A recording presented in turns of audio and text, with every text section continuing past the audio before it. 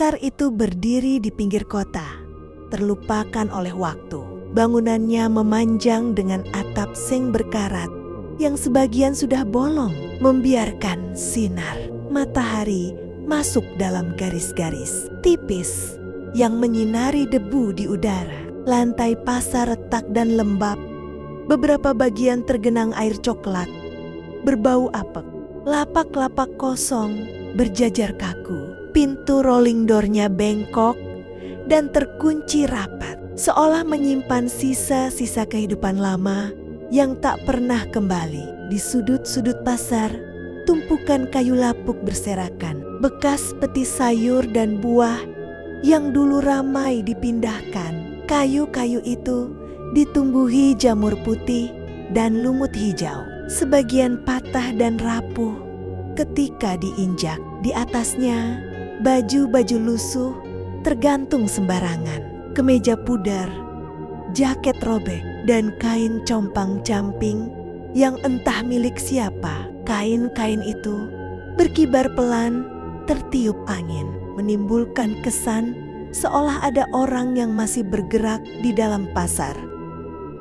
Tembok-tembok pasar dipenuhi coretan grafiti berlapis-lapis. Ada tulisan nama, simbol tak jelas, hingga gambar wajah menyeramkan dengan mata besar dan senyum menyeringai. Cat dinding yang dulu krem kini mengelupas, memperlihatkan beton kasar di bawahnya. Beberapa grafiti tampak sudah lama. Warnanya pudar, namun ada juga yang masih mencolok. Seakan pasar ini sesekali masih didatangi orang di malam hari. Lorong-lorong pasar terasa sempit dan gelap. Bau lembab, kayu busuk, dan sampah lama bercampur menjadi satu. Tak ada suara selain angin yang menyusup melalui celah.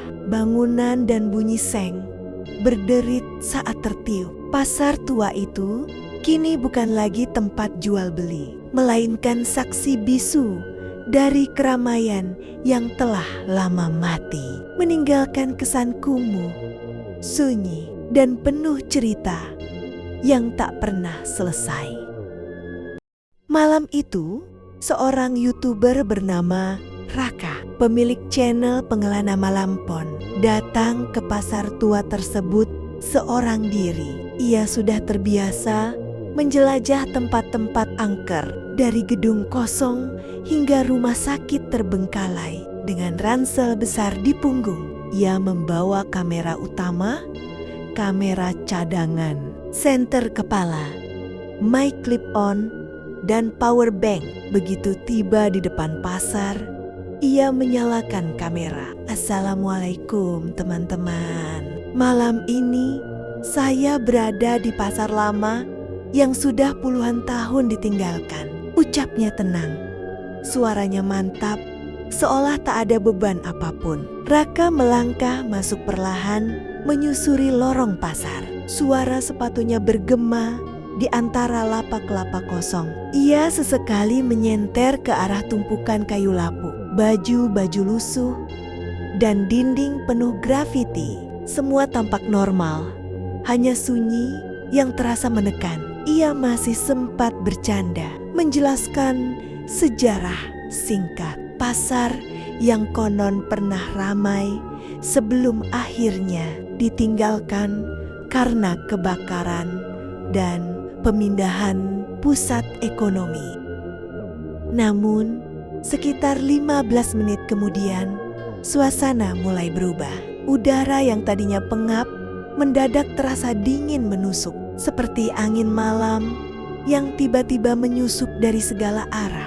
Raka berhenti berjalan. Ia menggosok kedua lengannya yang mulai merinding. Kok aneh ya? Padahal dari tadi panas, sekarang dingin, katanya ke kamera. Nadanya masih berusaha santai, meski napasnya terdengar sedikit lebih berat. Lampu senter berkedip sesaat. Raka refleks menoleh ke belakang. Lorong yang barusan ia lewati tampak lebih gelap dari sebelumnya, seolah cahaya tersedot habis. Dari kejauhan, terdengar suara samar seperti benda diseret pelan di lantai. Raka terdiam beberapa detik, memfokuskan pendengaran. "Oke, kita lanjut," ujarnya. Mencoba meyakinkan diri sendiri. Ia melangkah lagi. Tapi hawa dingin semakin tebal, membuat napasnya mengeluarkan uap tipis. Tanpa sadar, suaranya mulai lebih pelan dan langkahnya tidak lagi seberani saat pertama masuk. Sesuatu di pasar tua itu jelas mulai menyambut kehadirannya. Raka menelan ludah.